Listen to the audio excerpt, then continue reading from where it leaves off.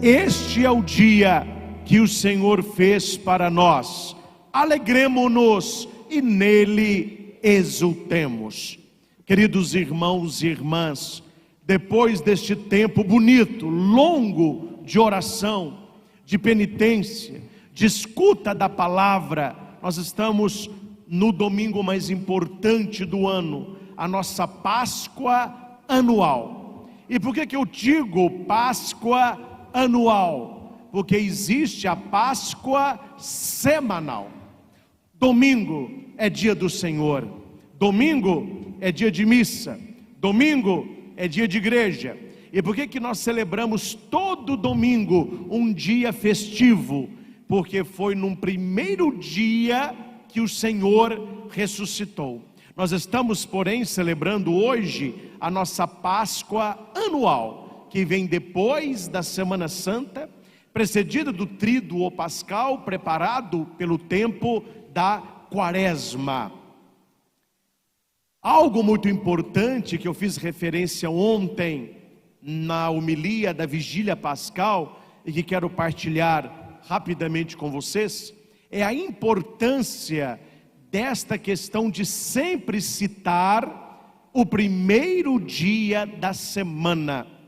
O sétimo dia é o Shabat, que deu sábado. Para o cristão, o primeiro dia, o dia da ressurreição, é o domingo. A palavra domingo vem do latim dies domini, que significa dia do Senhor. E por que nós guardamos o domingo e não o sábado? A resposta é clara e óbvia na Escritura, porque nós somos cristãos, nós não somos judeus.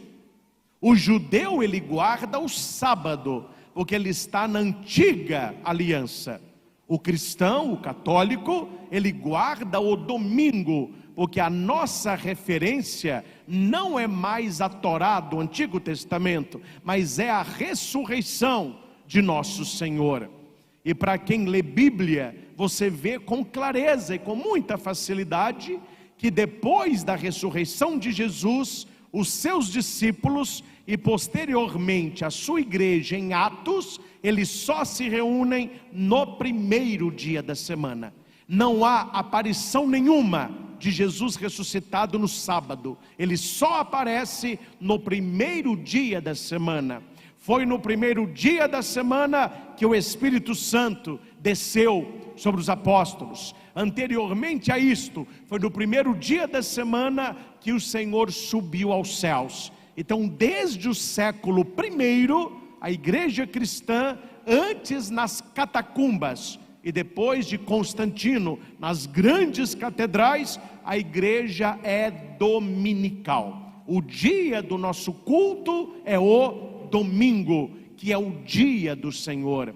E nós veremos neste tempo pascal que sempre os relatos das aparições do Senhor, como Maria que vai ao túmulo, depois Pedro, discípulo amado, os que participaram da vigília pascal, Maria, com Maria de Cleofas, encontram com Jesus, Jesus vai ao encontro delas no primeiro dia da semana. E a minha pergunta é, meus irmãos, por que é importante o primeiro dia da semana? Não é um dia qualquer. Ah, padre, é domingo, poderia ser segunda, poderia ser quarta, poderia ser sexta. Eu não sei se os senhores sabem que os dias da semana, eles são em referência ao principal dia. O dia primeiro, o dia maior, o dia da Páscoa, é o domingo. Aí depois vem o segundo dia, depois do principal, que nós chamamos de segunda-feira. Quando foi mudado o calendário, seria a proposta inicial domingo, depois seria segunda, terça, quarta, quinta, sexta e sétima-feira. Aí voltaria o domingo. Sugerido na época, lá o conselho do Papa, ele resolveu manter a palavra sábado, e não sétima-feira, mas manteve o sábado, para lembrar que a origem da fé cristã e o primeiro dia vem depois do Shabat, do sábado. E por que que isso é importante? É importante, meus caros, porque em Gênesis capítulo 1, vai dizer que no início o Espírito de Deus pairava sobre as águas. E a primeira criação de Deus, pelo poder da palavra, é a luz. Fiat lux, faça-se a luz. E a luz se fez. E Deus viu que a luz era boa, e Ele separou a luz das trevas. Houve uma tarde e uma manhã. Primeiro dia. Primeiro dia da criação foi a luz. E depois vem todos os outros dias, até que no último dia, que é o sétimo dia, Deus viu a criação. Ele viu que é bom, ele viu que o plano estava concluído e ele descansa. É por isso que o judeu, ele vê no sétimo dia o dia do descanso. Então, meus irmãos, pense comigo. Se o sétimo dia é o dia do descanso, que é o Shabat, voltando, qual seria o primeiro dia? Se fosse no calendário, claro que é para você entender a reflexão, qual o dia da semana, poderíamos assim dizer, que Deus começou a criar o universo? Seria então num domingo. Se Ele vai descansar no sétimo, o primeiro é o domingo. Só que para nós católicos e cristãos, existe um oitavo dia que se funde com um primeiro dia. Qual, padre? É o oitavo dia, o domingo pascal. O dia que Jesus ressuscita, acontece uma nova criação.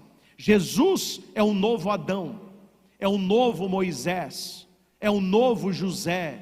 Ele vem se casar com a humanidade. A sua palavra é a sabedoria. A água que Ele dará é o batismo, o Espírito. Tudo isso nós vimos na reflexão de ontem, das 7 leituras. E a plenitude de Deus se manifesta em Cristo no oitavo dia. Mas qual é o oitavo dia? É o primeiro dia.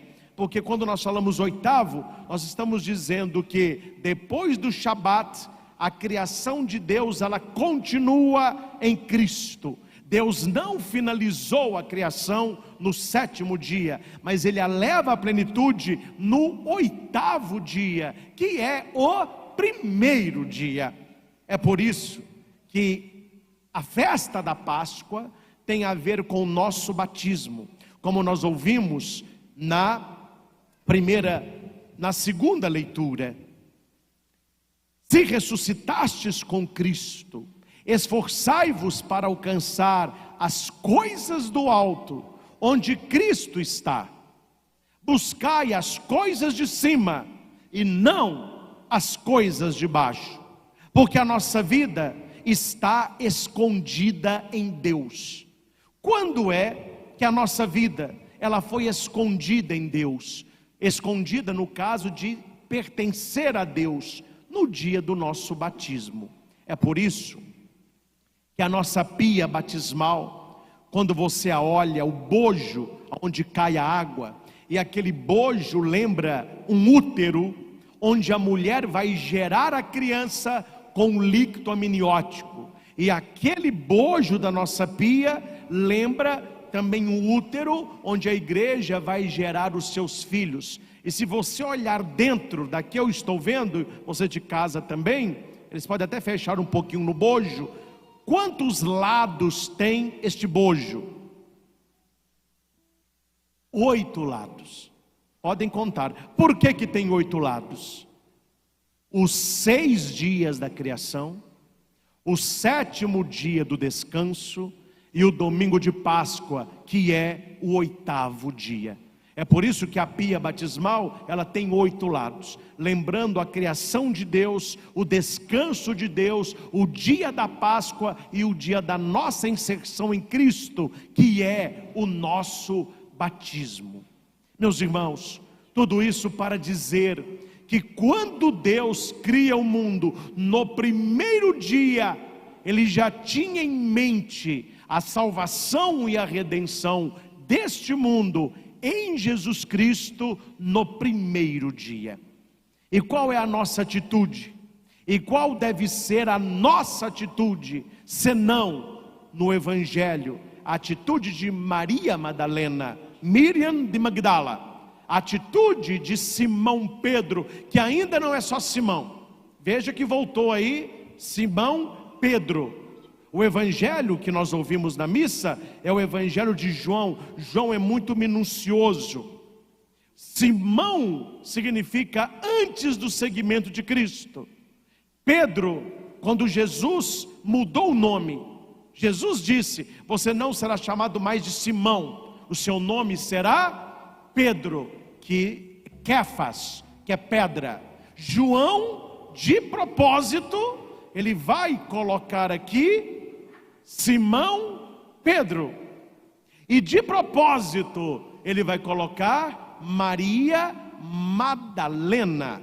Deveria ser só Maria, porque Madalena lembra a vida antiga dela, antes de conhecer Jesus Cristo.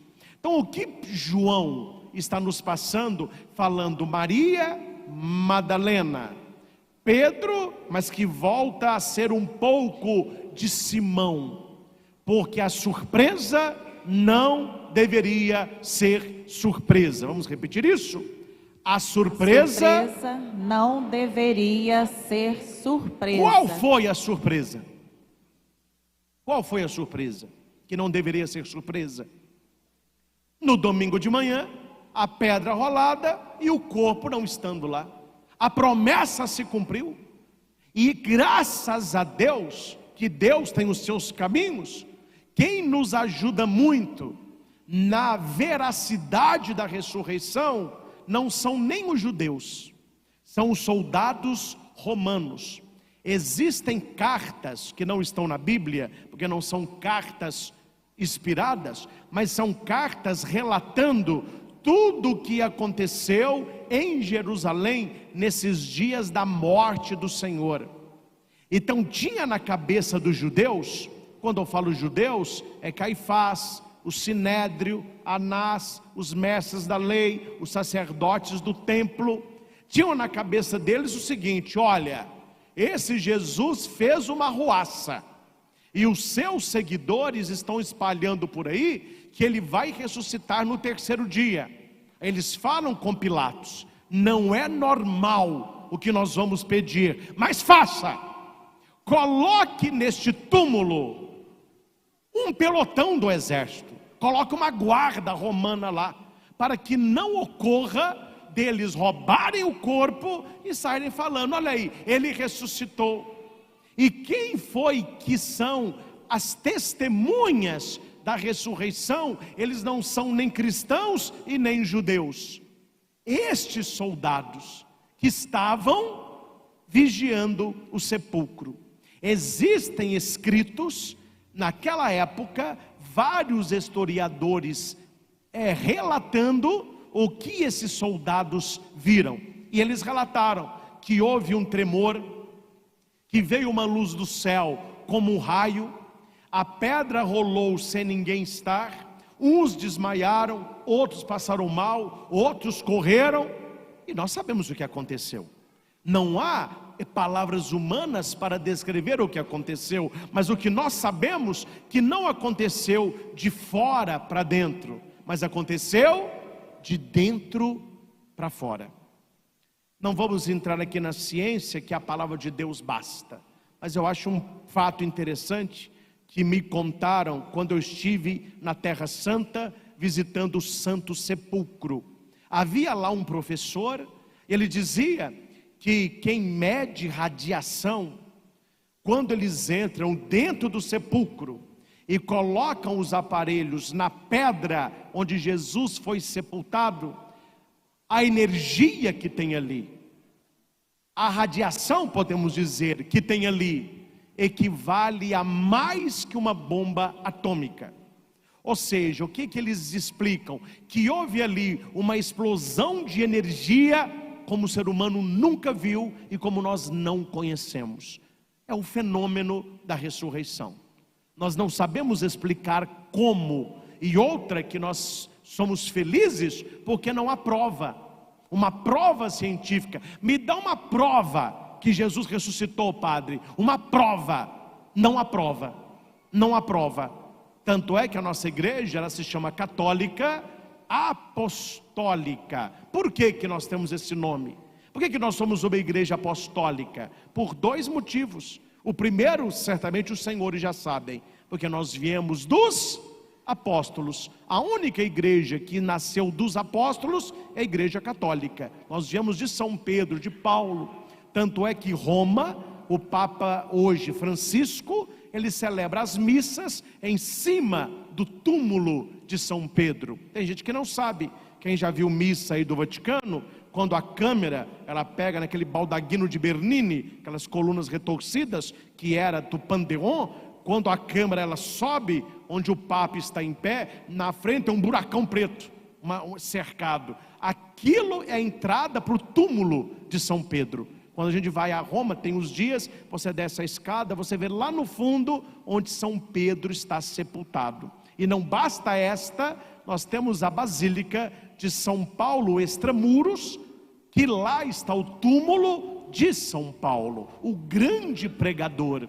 E quando você chega na Praça do Vaticano, a primeira vez, nada como a primeira vez, tudo muito grandioso, você vê duas imagens gigantescas. De um lado Pedro, de outro Paulo, lembrando as duas colunas da fé.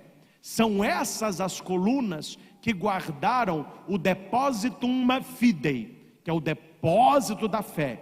Nós somos uma igreja apostólica porque viemos dos apóstolos. Mais importante do que isso, mais importante do que isso, porque nós cremos no testemunho apostólico. O que Tomé duvidou, a igreja creu. Quando a igreja diz para mim, e hoje como sacerdote, em nome da igreja eu digo para vocês, Jesus ressuscitou. Ninguém diz como Tomé, se eu não vir, se eu não tocar, se eu não colocar o meu dedo no coração dele, eu não crerei. Quando Jesus aparece para os discípulos, Tomé não acredita, e Jesus então aparece para ele, confirmando a sua fé. Santo Afonso Maria de Ligório vai dizer, o que Tomé não acreditou dos 12, quer dizer, o grupo apostólico, a igreja acreditou. São Tomás de Aquino vai citar, o que Tomé duvidou, a igreja acreditou. Hoje nós acreditamos. Nós estamos aqui reunidos 2000 anos depois, celebrando a Páscoa do Senhor. Quem de nós viu Jesus? Quem de nós tocou em Jesus? Quem de nós colocou as mãos nas chagas de Jesus? Nenhum de nós. Mas por que nós cremos? Porque nós acreditamos no testemunho dos apóstolos. Aqueles que caminharam com ele, aqueles que comeram com ele, aqueles que estiveram com ele, aqueles que o viram ressuscitado várias vezes, deixaram o testemunho para a igreja. E a Bíblia vai dizer, este testemunho é fiel, porque se Jesus não ressuscitou, vã é a nossa fé. É por isso, meus irmãos, que a nossa igreja é apostólica. Nós acreditamos no testemunho dos apóstolos. O Senhor ressuscitou. Aleluia. O segundo ponto importante, a primeira leitura que escutamos. Aqui nós já estamos lá em Atos dos Apóstolos.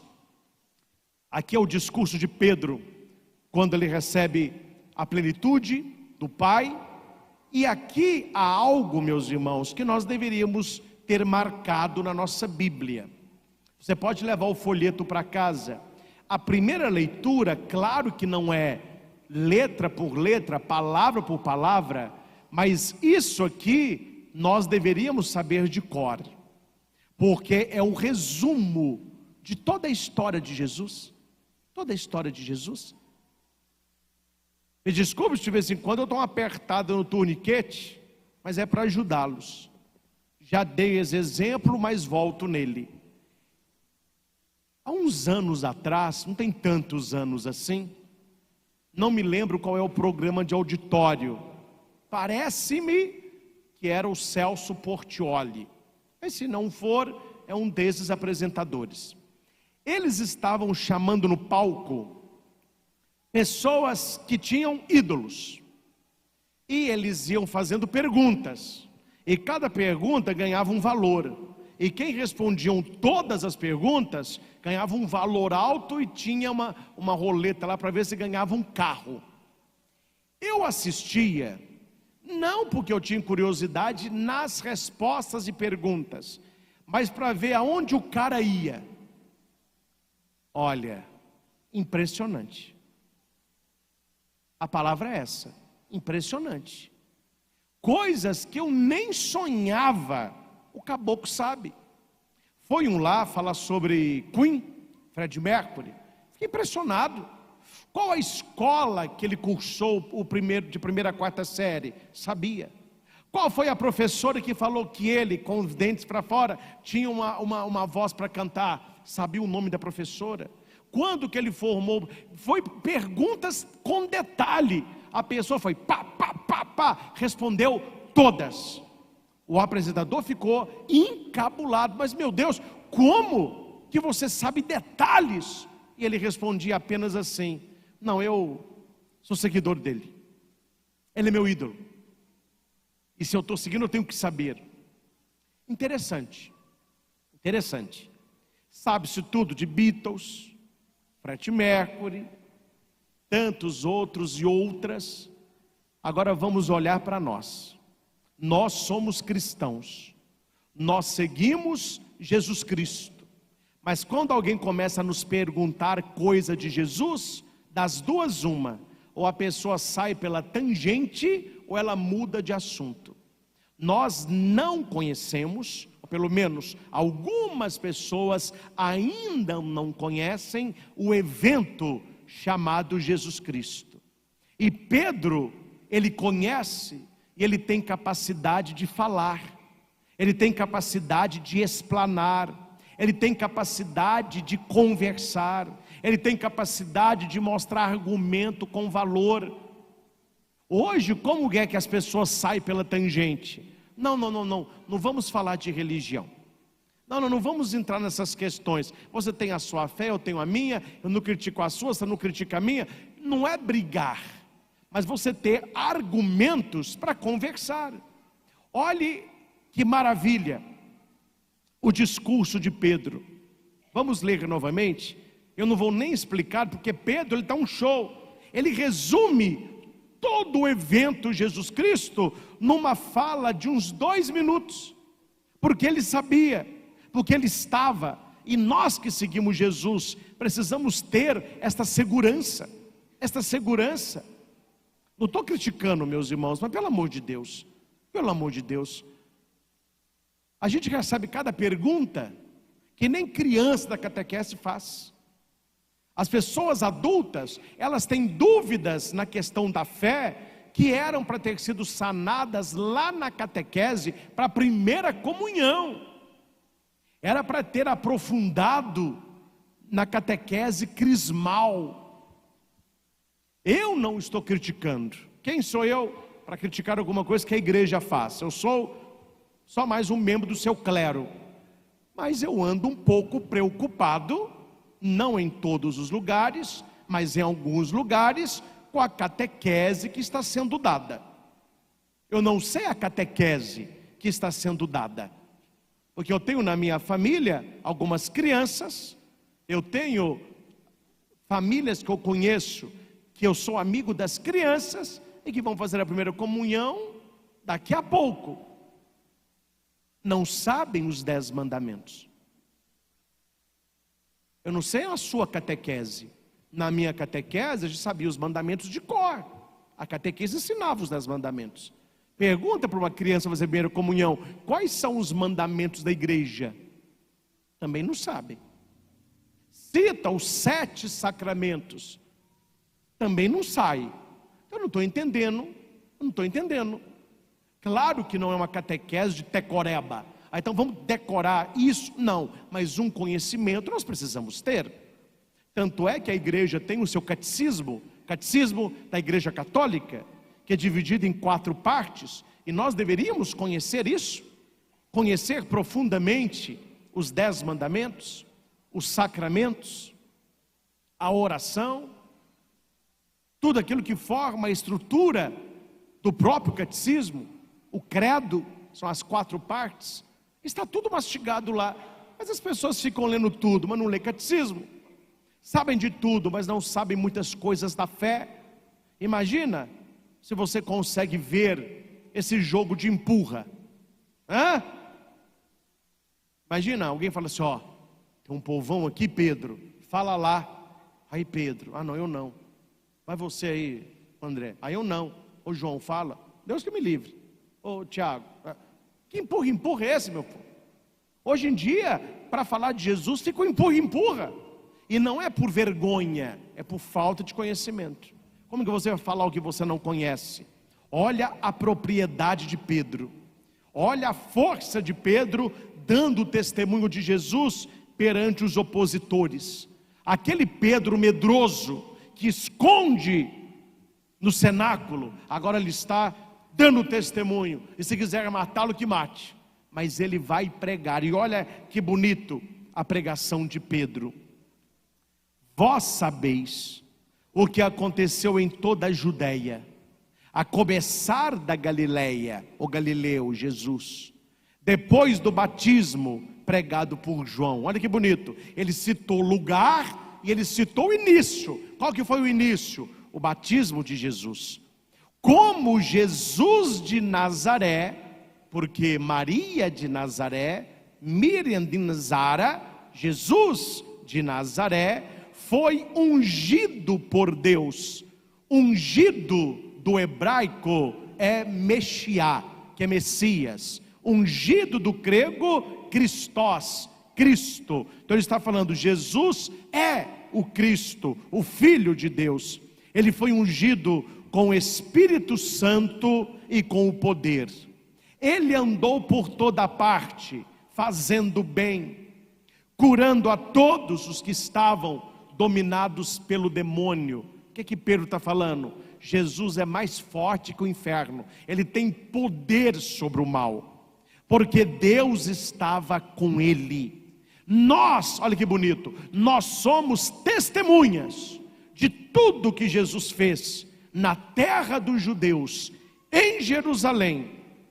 Eles o mataram, é verdade, pregaram na cruz, mas a história não terminou aí não.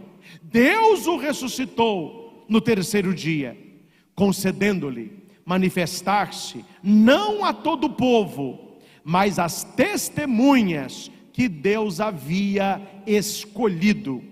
A nós, ele está falando dos discípulos, que comemos e bebemos com Jesus, depois que ressuscitou dos mortos. Ou seja, você não viu Jesus, mas nós vimos. Nós comemos com Ele, nós bebemos com Ele. Acredite no testemunho da igreja, a igreja apostólica. E Jesus nos mandou pregar ao povo e testemunhar que Deus o constituiu juiz dos vivos e dos mortos.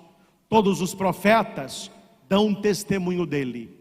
Olha aí a vigília pascal de ontem, aquele tanto de leitura que nós lemos, todas as leituras prefigurando Jesus Cristo, todos os apóstolos, os profetas falando de Jesus Cristo. Então Pedro sabia o que Ezequiel disse, o que Isaías disse, o que Jeremias disse, o que Abacuque disse. Tem gente, me desculpe, nunca ouviu esses nomes na vida. O pai está falando de quem? Ele sabia o que os profetas falaram, então ele pode dizer, os profetas falaram dele, dão testemunho dele. Todo aquele que crê em Jesus, recebe em seu nome o perdão dos pecados.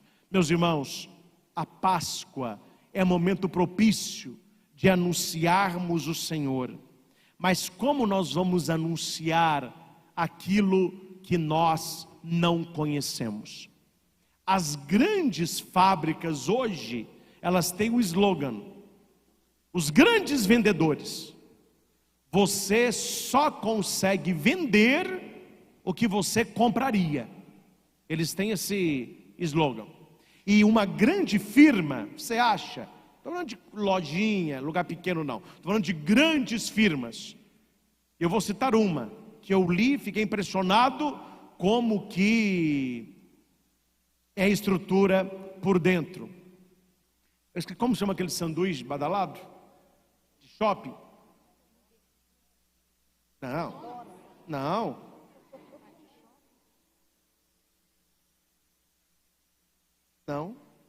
Aquele sanduíche, gente, mais rebuscado. Madeiro. Vocês citaram uns aí bem pé de chinelo, viu? Não vou falar os nomes não. Vamos pro madeiro. Eu não sei se você sabe. Eu não sabia. Mas eu gosto de ler essas histórias porque me incentiva a buscar qualidade na minha vida de padre. Eu acho que todo ser humano deveria buscar qualidade naquilo que você faz. Você faz alguma coisa na vida, faça bem feito. E você tem que se inspirar nas pessoas de sucesso para trilhar esse caminho. O madeiro, ele tem uma filosofia. Você acha que o madeiro contrata um rapazinho lá e já põe a blusa, vai vender sanduíche, meu chapa? Não. O madeiro, ele é autossustentável. Ele produz tanto a carne, como o pão, como os ingredientes. Ele vai 15 dias largar a família e vai morar na sede do madeiro, olhando a plantação, olhando o gado, pegando o espírito do fundador do madeiro. O que nós queremos passar com o sanduíche? E o fundador vai dizer: eu não quero encher barriga, eu quero levar a pessoa a uma experiência de sabor, experiência de qualidade, experiência de atendimento. Então ele fica 15 dias aprendendo a questão do hambúrguer, a questão do alface, a questão do pão, a crocância, o cheiro. Depois desses 15 dias, se aprovado, ele vai para o estágio. Ele começa lá de dentro a observar e vai fazendo até uma vez aprovado, ele é contratado e ele então vai servir. É a mesma filosofia do Outback. É assim que fala. É a mesma filosofia. Quem já foi aí no Outback, que atendimento. Tudo que você pergunta, eles sabem na ponta da língua. E traz caneca, e traz pão, e vai banho. E você acha que o mundo vai acabar em comida. Porque você quer comer A, eles falam sempre de ABC. E você sai agradecendo ainda. Por quê? Por que no madeiro eles têm propriedade? E você vê que quando eles falam, eles amam o que fazem. Eles conhecem o pão. Você pede uma opinião, eles sabem tudo. Outback, eles sabem de cor, eles te dão sugestões e você segue que você está bem. Por que isso? Porque eles foram preparados, eles foram munidos de conhecimento para passar o conhecimento. Eles aprenderam, aprofundaram, experimentaram. Minha mãe está ali, não me deixa mentir. No aeroporto de BH, em Confins, tem outros lugares no Brasil, mas existe aquele hot dog americano. Minha mãe até fez assim, adora esse hot dog. Vai no aeroporto, tem que comprar um para ela. E a gente, vocês me conhecem, eu falo pouco, né? Puxa, é minha mãe que também fala pouco. Então onde a gente está, a gente faz amizade rapidamente. Aí o rapaz lá fazendo o cachorro quente, eu perguntei para ele assim: você gosta mais de qual? Ele falou: eu gosto mais desse. Mas o que sai mais é uma América. Mas eu gosto muito do italiano. A minha mãe: tá bom. Aí ele foi e falou: olha, vocês querem que eu faça para vocês do jeito da empresa ou do meu jeito? Falei: qual que é o jeito da empresa? Maionese por cima. Qual que é o seu jeito? Maionese por baixo. Falei: pode pôr por baixo então. Põe a maionese, pôs. Gente, ele falou tão apaixonadamente do hot dog. E ele disse: quando eu comecei a trabalhar aqui, a gente tem que comer um de cada, tem que experimentar um de cada, para a gente poder falar. A acolhida aí me ajuda, viu? Para a gente poder falar, para a gente poder orientar, para a gente poder mostrar. E ele falou tão bem do sanduíche, e ele falou tão bem do sabor. Qual foi o final da história? Qual foi o final? Nós já tínhamos comido um, a nossa boca encheu tanto de água, que ele estava elogiando um outro, falou: ó, pode fazer mais 2 aí. Agora olha para o padre aqui. Eu estou dando esses exemplos, porque tem muito jovem aqui na igreja, aí vocês entendem aonde eu quero chegar. Pessoal do Madeiro te convence que é um dos melhores sanduíches, porque eles experimentaram e sabem que é verdade. Pessoal do Outback, ele fala: nós queremos uma experiência. Ele fala: meu nome é fulano de tal, eu vou te servir, o que precisar pode me pedir. E você se sente agraciado. Você vai nesses outros espaços onde a pessoa é preparada, como nesse hot dog. A gente foi para comer nós gastamos o dobro, e o rapaz, hora nenhuma, ficou com a gente: compra, compra. Ele falou para a gente comprar, mãe? Não, mas ele falou: nossa, vocês pediram esse aqui, mas tem um aqui que eu vou te contar. Eu já fiquei assim, ó, me deu fome. Será, meus irmãos, que nós, quando falamos de Jesus, as pessoas sentem fome? As pessoas sentem sede? Será que nós estamos convencendo as pessoas que Jesus salva, como o pessoal do Madeiro convence que aquele sanduíche mata a fome?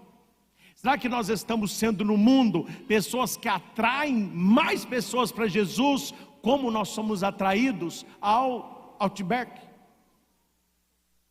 Eu nunca, quando a primeira vez que eu fui, tanto no Madeiro, como no Outback, como no Cachorro Quente, eu já fui com uma certeza: prepara que é bom, viu? É assim ou não é? Certas lojas você nunca entrou, mas quando você vai entrar, você diz: prepara, fiquei sabendo que aqui é. Meus irmãos, o mundo tem o convencimento das coisas do mundo. Nós precisamos buscar o convencimento das coisas do alto. A segunda leitura vai dizer: busca as coisas do alto, não fique buscando as coisas de baixo. É por isso, meus irmãos, que o mundo conquista muito mais, porque o mundo trabalha com profissionalismo, e muitas vezes os religiosos trabalham com improviso, e o improviso não convence, o improviso não evangeliza. Coisa mal feita não desperta fome. Chefe de cozinha sabe: come-se com o olho e depois com a boca. Aquele que eles fazem, coloca lá arrumadinho, um molho, e passa um pincel, e joga uma castanha, e roda o prato, todo mundo já fica, ó. Você nem comeu ainda, mas você já está, ó.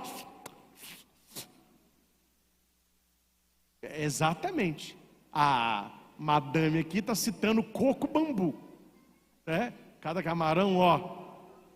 Mas para dizer, meus irmãos, que é só para a gente pensar, qual é a nossa função depois de celebrarmos a Páscoa de Jesus, se não testemunhá-lo, se não despertar fome e sede nas pessoas de Jesus? Quantas vezes eu estou no aeroporto, nos eventos Brasil afora, mulher gosta de rezar mesmo, mas de vez em quando vem uns homens: ó, padre, eu comecei a rezar por sua causa, viu? Falei: que bom. Por quê? Porque a minha mulher assistiu umas pregações, e eu ficava lá do meu quarto escutando. Você não queria, não. Eu só contava umas histórias engraçadas. Aí eu vinha para escutar a história. Estavam umas risadas boas. Falei: esse padre é engraçado. Isso eu gostei. Aí eu começava a escutar as histórias. Mas entre uma história e outra, tem pregação. E na pregação, eu comecei a conhecer um pouco mais de Jesus. Eu comecei a entender a Bíblia. Eu comecei a ver que sem Deus, a gente não é nada. O que aconteceu nele? Através da pregação, ele teve fome e sede de Deus. Meus irmãos, aquilo que Jesus falou para Madalena, ele fala para mim e para você: ide e anunciai, eu estou vivo, eu ressuscitei. Esse é o conteúdo da nossa pregação. Veja a pregação de Pedro, a pregação pequenininha, mas maravilhosa, toda a história da salvação. Não tenhamos medo de falar de Jesus. Vamos nos preparar na palavra, no catecismo, para que a nossa vida, a nossa alegria, o nosso brilho no olhar, desperte outras pessoas a crerem. Porque a fé, ela entra pelos olhos ou pelo ouvido?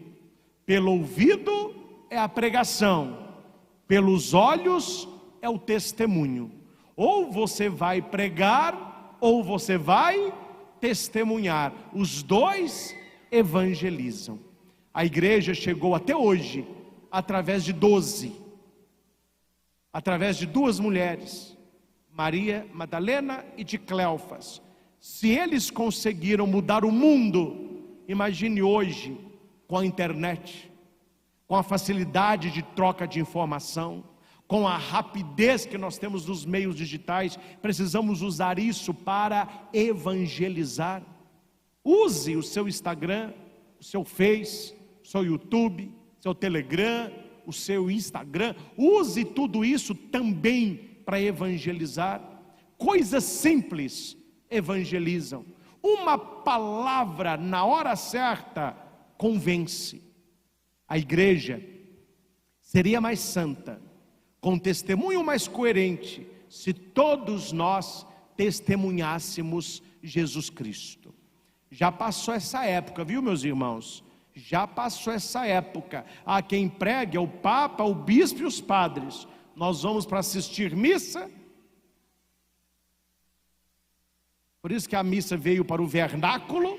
Muita gente não entendia o latim, mas ficava assistindo aquilo ali. Uns rezavam um terço, outros ficavam um pouco voando. Essa época passou.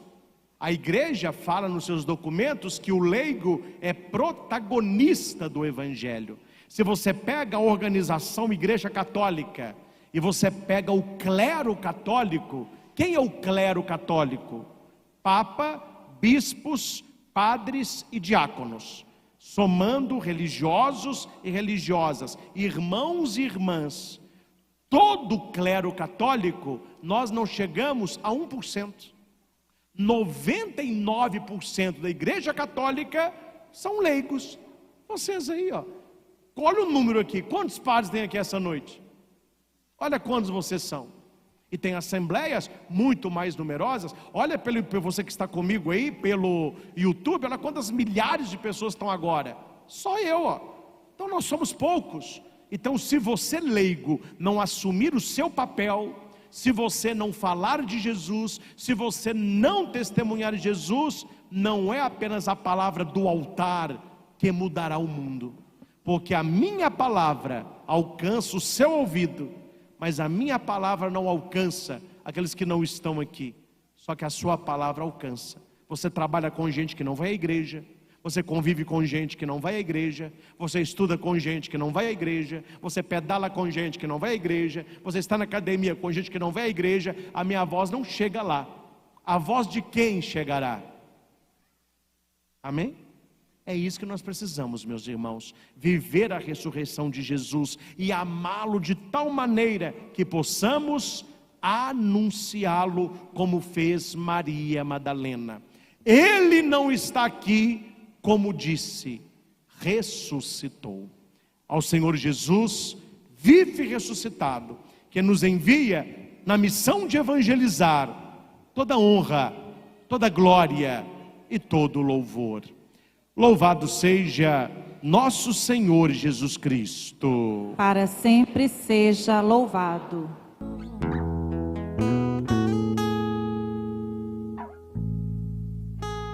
E louvores se deem a cada momento ao Santíssimo e Diviníssimo Sacramento. Graças e louvores se deem a cada momento ao Santíssimo e Diviníssimo Sacramento. Graças e louvores se deem a cada momento ao Santíssimo e Diviníssimo Sacramento. Jesus, manso e humilde de coração, fazei o nosso coração semelhante ao vosso. Glória ao Pai, ao Filho e ao Espírito Santo. Como era no princípio, agora e sempre. Amém. Queridos irmãos e irmãs, você que está em casa, o nosso santuário esta noite se transforma no túmulo da ressurreição.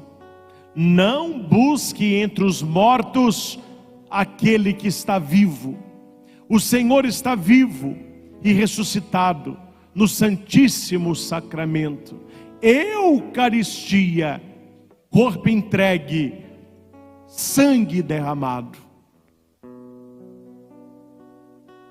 Sim, Senhor, dá-nos fome e sede de Ti. Usa-nos, Senhor, como testemunhas da Tua ressurreição. E possamos anunciar com a boca e com a vida a Sua paixão, a Sua morte por amor e Sua gloriosa ressurreição.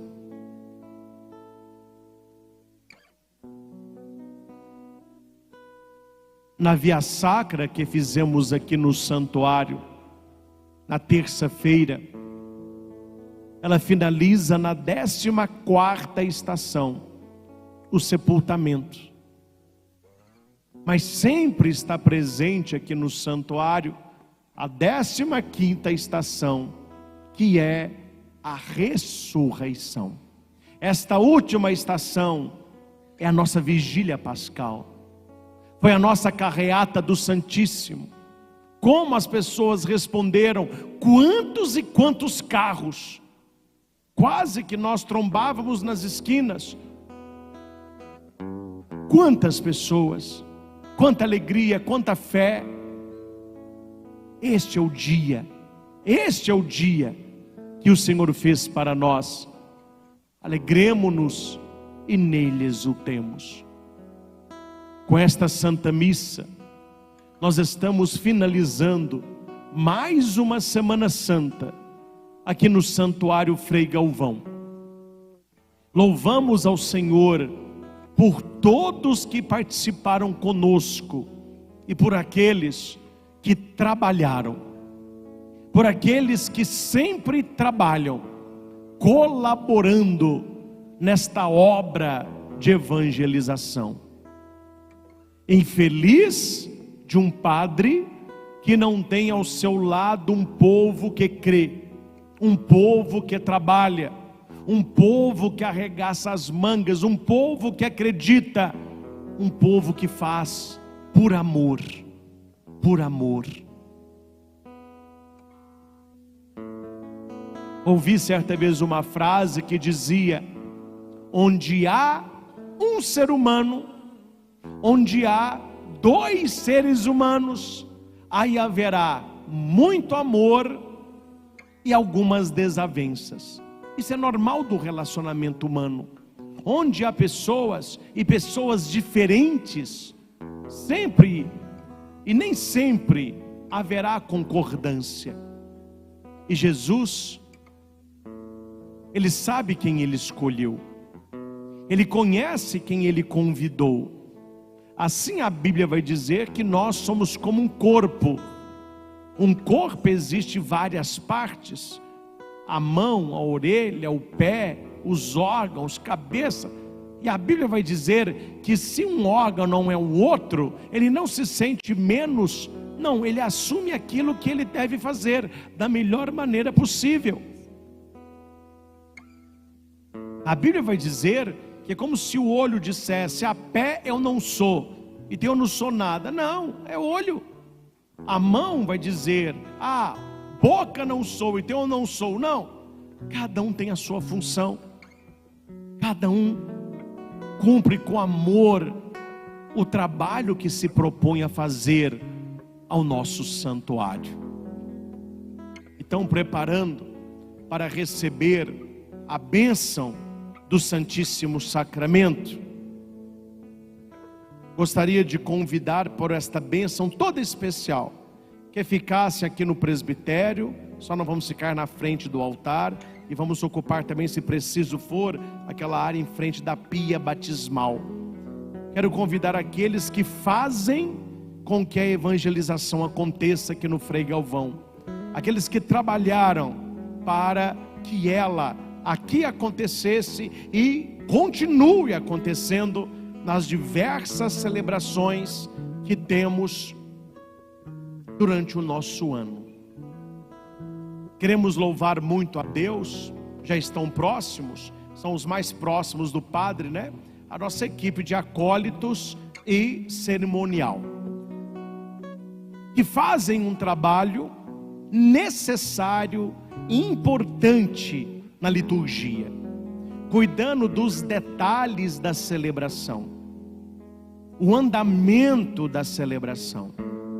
Que Deus recompense e abençoe a cada um. São jovens, adultos jovens, que se colocam nesse serviço próximo ao altar do Senhor. Louvamos a Deus pela vida de cada um. Convido também para estar junto ao altar a equipe dos ministros e ministras extraordinários da Sagrada Comunhão. Um ministério importante que ajuda o Padre naquilo que é o mais sagrado, a Eucaristia, levando a comunhão aos doentes, auxiliando nas celebrações, cuidando com zelo também dos vasos litúrgicos, do sacrário e de tudo aquilo que envolve a Sagrada Comunhão. Quanto mais apertar aqui em cima, melhor. Pode apertar, cabe muita gente.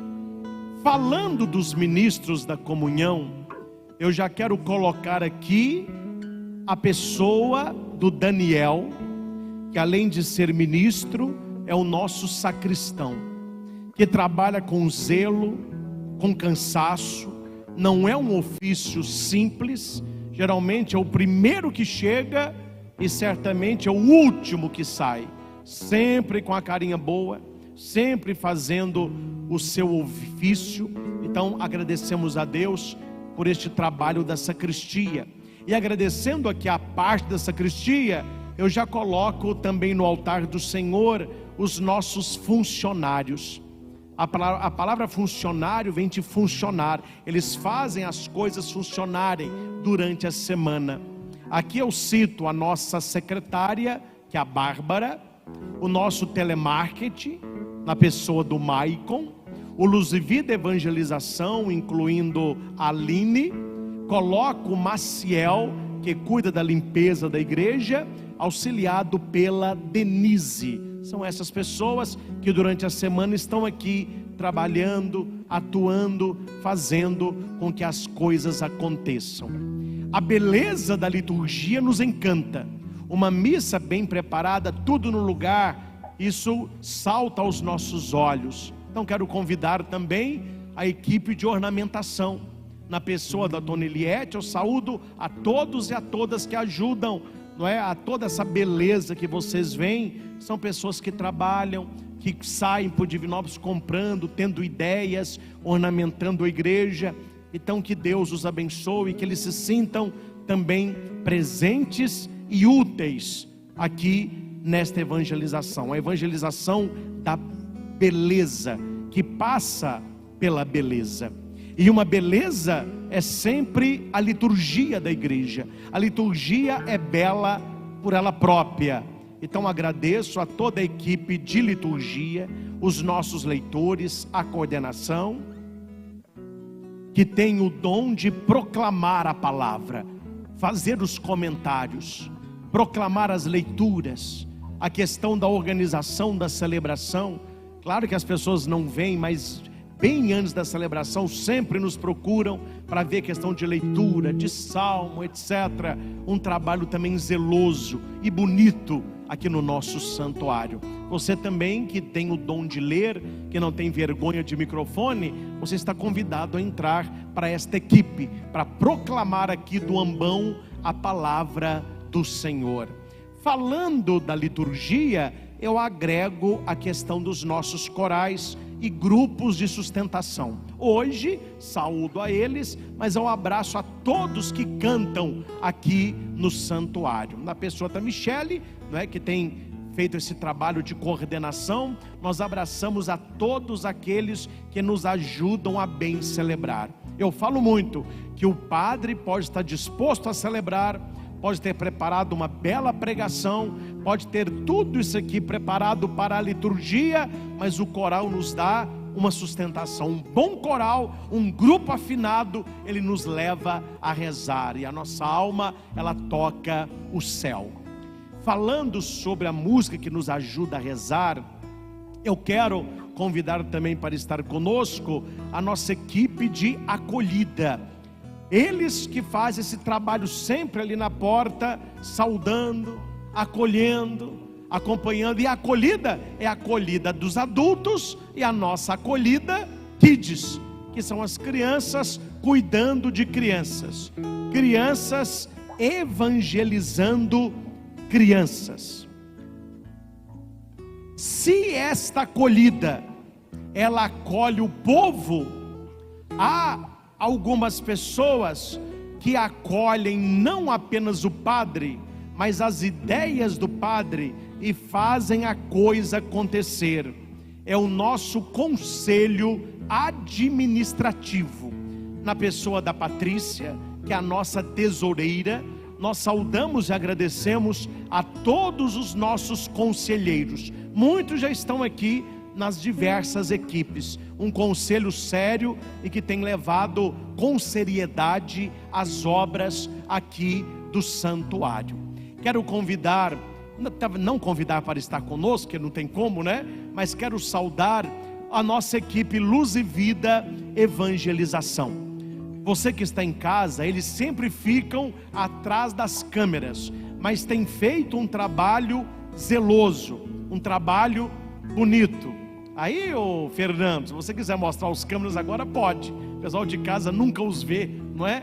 Chegam antes, é um trabalho delicado, é um material muito caro que eles lidam, é fio, é ligação, e são pessoas dedicadas. Esses estão aqui hoje, mas a equipe, ela é grande. Então você de casa, ó, você nunca viu os câmeras por trás, aí ó, tá vendo? Nos ajuda muito. E saudando os que estão aqui fora, eu saúdo os lá que ficam no estúdio, na mesa de corte, no áudio, não é? Na pessoa do Carlos, do Caio, a gente abraça a toda a equipe que tem feito aí o melhor e melhorando a cada dia. Nós teremos em breve um curso gratuito para operadores de câmera. Então você que deseja entrar para esta equipe, haverá um treinamento de graça para você. Vamos ensinar a maneira como se trabalha nessa equipe, e você poderá fazer parte da nossa equipe de transmissão. Quero convidar também a somar com esta equipe os nossos anjos da guarda, que também cuidam e zelam aqui pela segurança do santuário, zelando não só para o bem-estar do padre, mas para o bem-estar dos fiéis. Claro, a gente fala anjos da guarda, mas é a nossa equipe de segurança interna. Eles cuidam aí dos veículos aqui perto, cuidam que nada possa atrapalhar a celebração, são sempre atentos, zelosos, não é? Para, infelizmente, há pessoas que não têm uma reta intenção, eles têm cuidado bem deste local.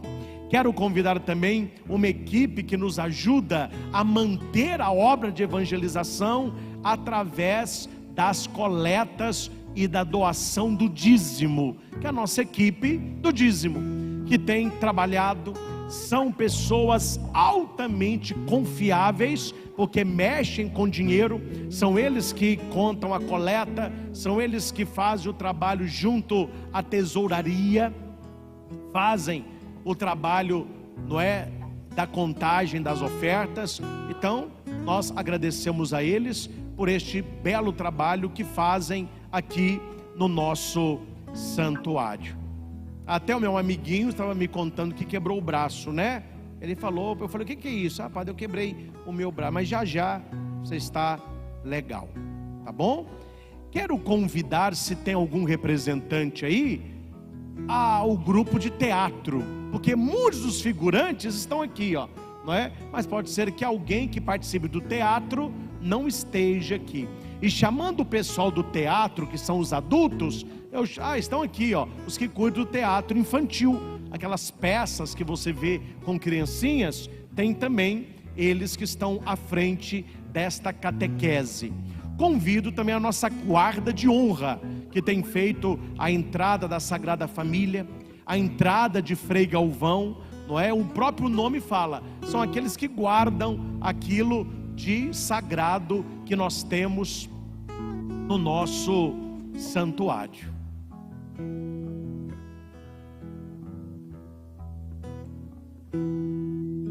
Pode chamar, é verdade. Eles não adornam a Semana Santa, mas fazem parte aqui da paróquia, né? Do santuário. Coloca daqui, o pessoal do batismo. Tem alguém aí? Então vem os representantes do batismo, chamando o pessoal, que é uma pastoral muito importante. É a porta de entrada dos sacramentos, né?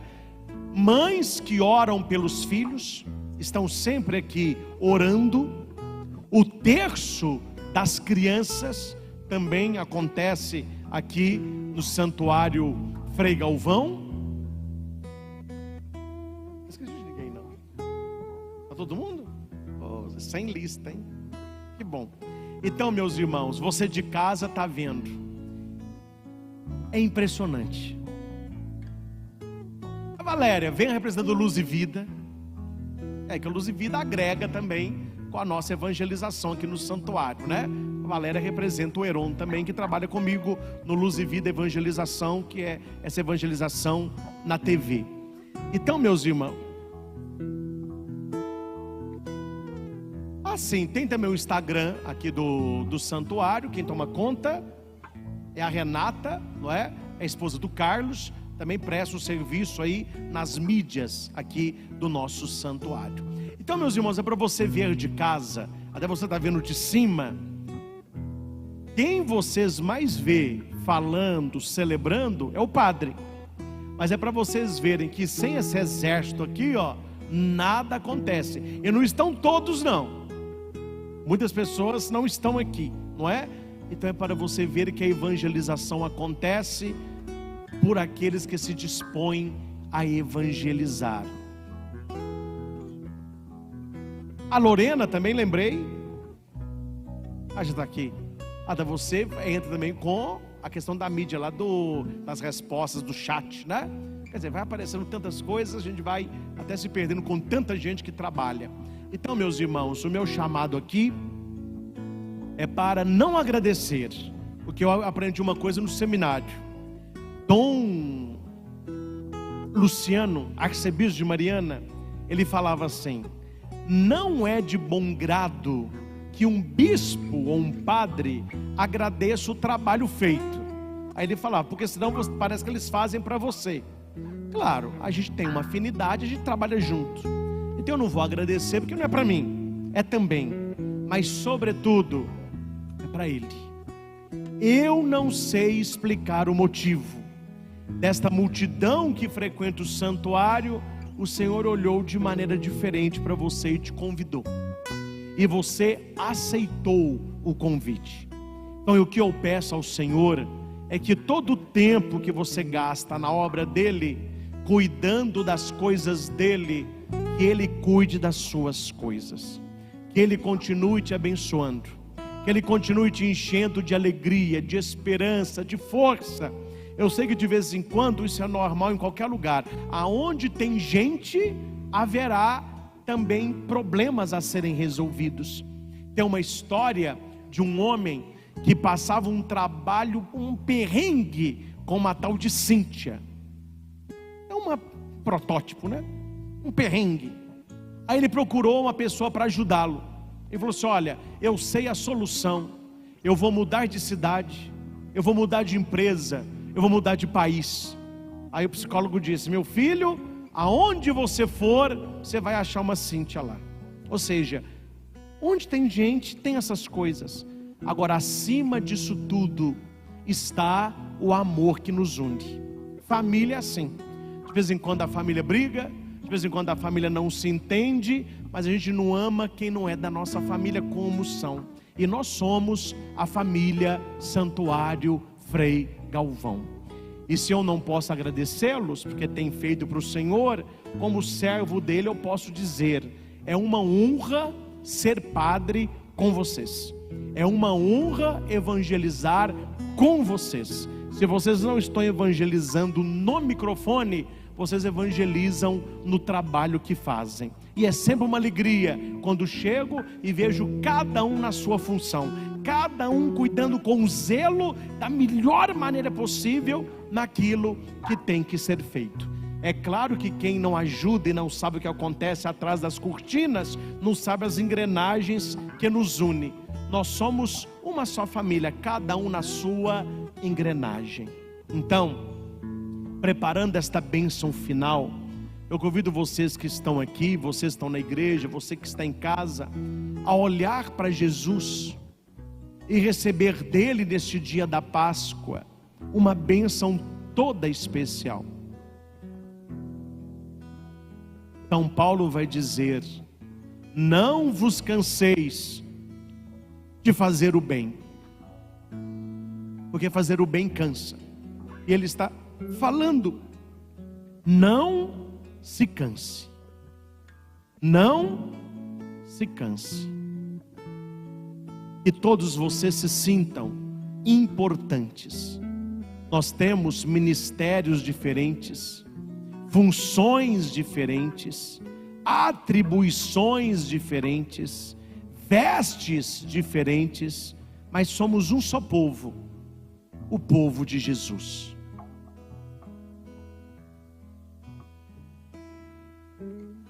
E Jesus está muito feliz com você. Saiba que quando o Senhor olha para você, Ele sorri pela sua disponibilidade, pelo seu amor em servi-lo aqui no nosso santuário.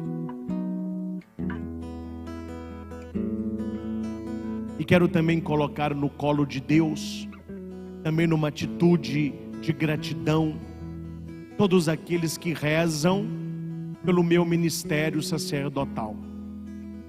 Todos nós trabalhamos, mas a igreja que me colocou para caminhar junto, para puxar, para orientar, para direcionar.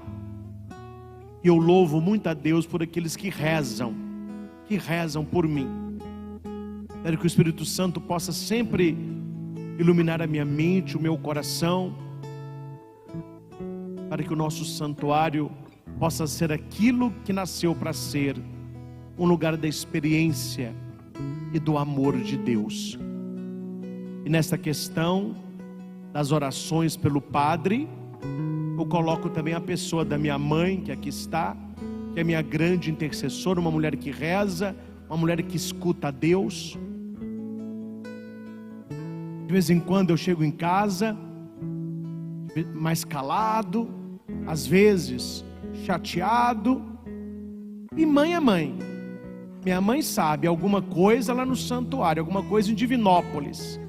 Ela não fica perguntando o que é, ela também não quer saber o que é, mas ela sempre tem uma palavra de esperança, uma palavra de oração, uma palavra que me refaz as forças para que possa continuar o caminho aqui de evangelização. Então, meus irmãos, esta bênção que vamos agora receber é a bênção de Jesus ressuscitado. A bênção para todos os fiéis que aqui estão, para todos que nos acompanham em casa, e de maneira especial, uma bênção para vocês que trabalham aqui no nosso santuário, os que atuaram de maneira zelosa no tempo da Quaresma e esse tempo tão forte que é a Semana Santa. Deus continua contando com você, e você pode contar com a sua graça. Deus continua contando com você, e você pode continuar contando com a sua graça.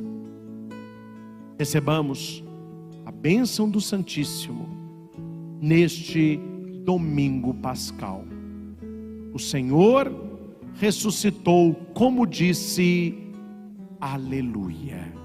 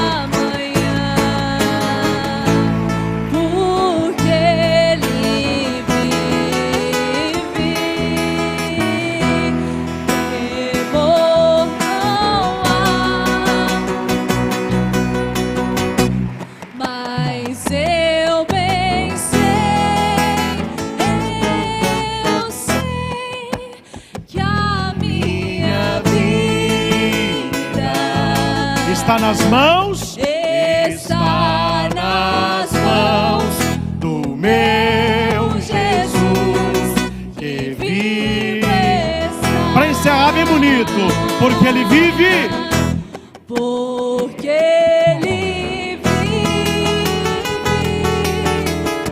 eu posso crer no amanhã. Porque Ele vive, temor não há, mas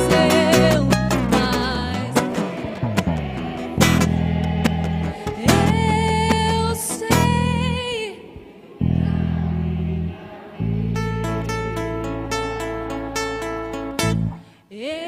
Está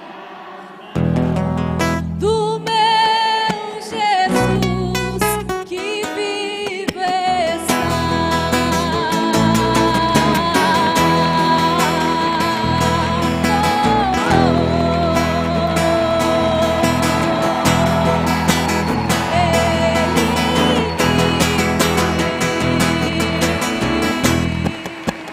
Viva Jesus! Viva Jesus ressuscitado! Viva o Senhor da nossa vida! Viva o Santuário São Frei Galvão! Porque Ele vive! Porque Ele vive, eu posso crer. Porque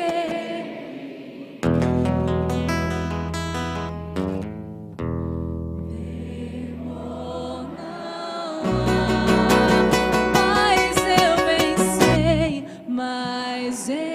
bem sei,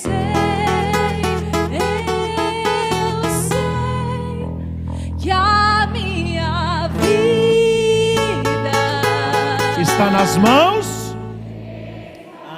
Nas mãos do meu Jesus, que vivo está. Glorificai o Senhor Jesus com vossa vida. Ide em paz, que o Senhor vos acompanhe. Aleluia, aleluia. Aleluia, aleluia. E viva Cristo Rei! Que Ele vive, eu posso crer no amanhã. Porque Ele tem. As crianças, vem aqui receber a surpresa. Faz uma fila.